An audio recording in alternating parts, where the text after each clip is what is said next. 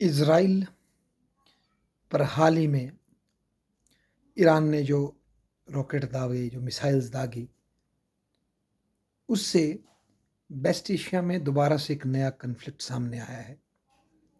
Basically ये जो recent conflict है, ये हमास का जो अटैक था, उसके बाद जो इज़राइल का रिटेलिएशन था, उसी श्रृंखला की एक कड़ी है।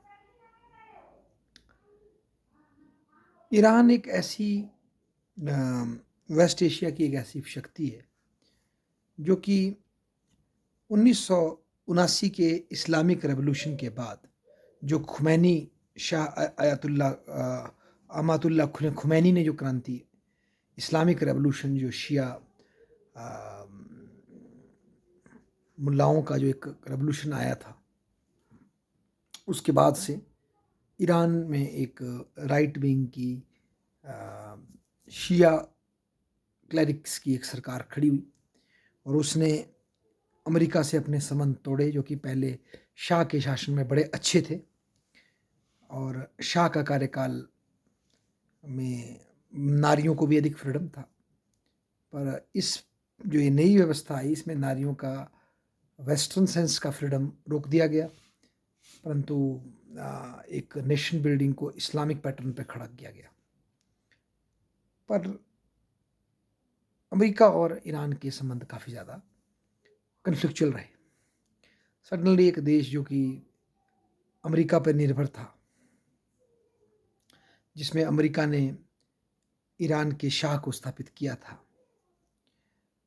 वहाँ की एक चुनी हुई सरकार को हटाने के बाद, तो उससे जो एक बड़ा वर्ग नाराज था। डॉक्टर मोज़देक की सरकार थी, मुझे याद आया, डॉक्टर मोज़देक की वो सरकार थी जिसको ईरान ने CIA की हेल्प से हटा दिया था, 53 की बात है।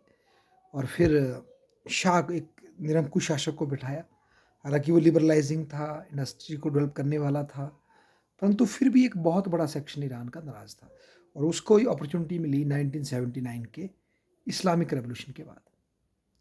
और उन्होंने आते ही फिर ईरान ने अपने रिश्ते जो है US से एंटी कर लिए, और US ने भी टाइम टू टाइम, चाहे इराक को उकसा करके इराक ईरान वॉर हो, जो कि 1980 से 1988 तक चली, 8 साल तक चली। हालांकि उसमें कोई विजय नहीं हुआ, पर चलती रही,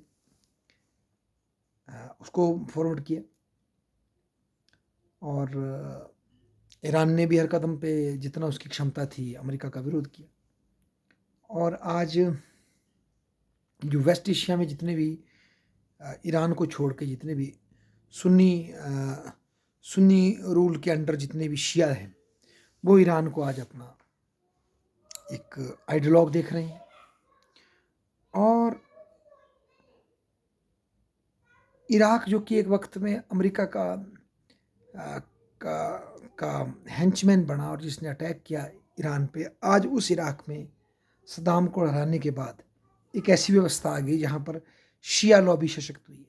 और आज इराक की जो सरकार है, उसके ईरान से भीतर खाते एक अच्छे संबंध स्थापित हुए, क्योंकि शिया जो सद्दाम के टाइम मेजॉरिटी होने के बावजूद पॉलिटिकल सबसर्वियंस में थे, वो फिर से सशक्त हो गए, उनको से मिल गई। इसी तरह से यमन में जो हौती थे शिया, उनको एक स्पेस ईरान ने दिलाया और उनको सशक्त किया। और आज वो ईरान के इशारे पर, उसकी सपोर्ट से गल्फ़ में तेल की सप्लाई को बाधित करते हैं, रोकते हैं, वो काम कर रहे हैं। और ये ईरान की एक स्ट्रेटेजिक एसेट खड़ी हो गई है वेस्ट एशिया में।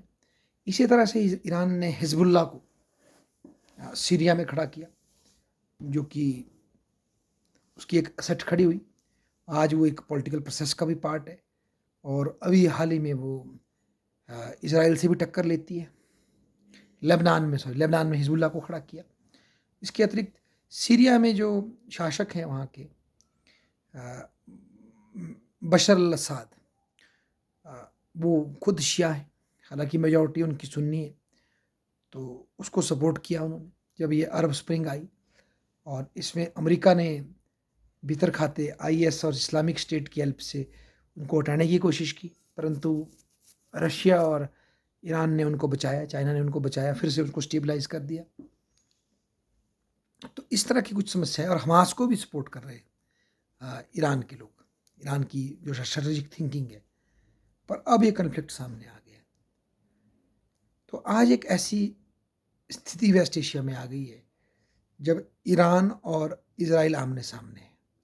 मज़े की बात है कि वहाँ ज़्यादा आबादी सुन्नी की है, पर सुन्नी शासक कोई भी इस बीच में इस कॉन्फ्लिक्ट में पड़ नहीं रहा और भीतर खाते से सुन्नी जो हैं वो ईरान से ज़्यादा भयभीत है शासक, चाहे सऊदी अरेबिया हो, चाहे यूएई हो, एज़ कंपेयर टू इज़राइल। क्योंकि इज़राइल के साथ तो वो यूएस की मदद से एक टैसिट अंडरस्टैंडिंग में पहुंच करके एक समझौते की ओर अग्रसर थे। परंतु इज़राइल को जो रियल चुनौती जो आ रही है वो ईरान से आ रही है और कन्फ्लिक्ट की संभावनाएं भी बढ़ रही है। हालांकि रशिया ने स्पष्ट कर दिया कि मैं उसके साथ खड़ा हूँ। चाइना भी अंदर खाते से ईरान का साथ देगा। तो ऐसे में क्या स्थिति उभरेगी तो वक्त ही बताएगा। पर एक बहुत बड़े जियोपॉलिटिकल कस्प पे हम लोग खड़े हैं जहाँ तक वेस्ट एशिया का सवाल है। एक और तथ्य है कि ईरान में, रशिया में नेचुरल गैस के बहुत बड़े रिजर्व्स हैं और यदि वो सक्सेसफुली ईरान से भारत के लिए कोई पाइपलाइन बनती है या रशिया की पाइपलाइंस भी जुड़कर भारत पहुंचती है या रशिया की पाइपलाइन जो यूरोप में गई है पर अभी यूक्रेन वार की वजह से वो सप्लाई रुकी हुई है, अगर ये प्रफुल्लित होती है तो तेल पर निर्भरता कम होगी डेफिनेटली। और ये जो नेचुरल रिसोर्स है नेचुरल गैस का, ये ग्रीन भी है और क्लाइमेट चेंज को रोकने में भी हेल्प करेगा। तो ईरान की समृद्धि और हमारे रशिया की समृद्धि बढ़ेगी, नेचुरली बढ़ेगी। तो अमेरिका जिसका होल्ड पेट्रो डॉलर की लॉबी पे था या जिसका होल्ड तेल की सप्लाई पे था, वो नहीं चाहता कि ये सप्लाई भी विकसित हो, क्योंकि इससे इंडिया जैसे, ये अपने आसियान जैसी कंट्रीज़ के लिए सस्ते में एनर्जी मिल जाएगी। एनर्जी मिलेगी तो उनके एक्सपेंशन को और ज़्यादा वृद्धि मिलेगी और रिलेटिवली अमेरिका का जो इन्फ्लुएंस है वर्ल्ड लेवल पे वो भी कम होगा। एक इंटरप्रिटेशन कुछ विद्वान इस तरह से भी करते हैं और एक इस घटना का इंटरप्रिटेशन इस तरह से भी किया जाता है कि भाई ईरान में जो शासक है खुमैनी, उनकी सत्ता छूट रही है, युवा शक्ति जो है उनसे रुष्ट है, बहुत ज़्यादा लोग जो है इस्लामिक जो फेथ है उनका उसको छोड़ चुके हैं अंदर अंदर खाते से। एथिस्ट और क्रिश्चियन की संख्या बढ़ रही है, तो लेजिटिमेसी है उनकी। कुछ टाइम पहले एक जवान कन्या को जब बुर्का ना पहनने के लिए पीटा गया स्ट्रीट्स पे, तो बड़ा नौजवानों ने बड़ा तगड़ा विरोध किया था। तो उसको भी देख करके कि ये जो इंटरनल कन्फ्लिक्ट है ईरान की खुमैनी की रजीम का, इसको वो बाहर झगड़े के थ्रू रिफ्लेक्ट करके इस्लामिक आइडियोलॉजी को स्ट्रेंथन करके अपनी सत्ता पर अपना बल बनाना चाहता है। कई लोग इसको ऐसे भी देखते हैं। तो एक इसकी इंटरप्रिटेशन ये भी है। फिर इसमें हमारे एक मित्र ने पूछा कि भाई यूएनओ की इसमें क्या भूमिका है, क्या इस कन्फ्लिक्ट के कारण हम ये कह सकते हैं कि यूएनओ एक नाम मात्र की संस्था है। यूएनओ ने पिछले स्थापना से लेकर के आज तक बहुत कुछ प्राप्त किया है मानवता की भलाई के लिए, परंतु जब इस तरह के क्लैश ऑफ इंटरेस्ट आ जाते हैं और जब इस तरह के महाशक्तियों के इंटरेस्ट इसमें घुस जाते हैं, रीजनल पावर के इंटरेस्ट किसी कन्फ्लिक्ट में घुस जाते हैं, तो ऐसे में यूएनओ कुछ भी कर पाने में संभव नहीं हो पाता, क्योंकि यूएनओ को चलाने वाली भी तो शक्तियाँ ही हैं।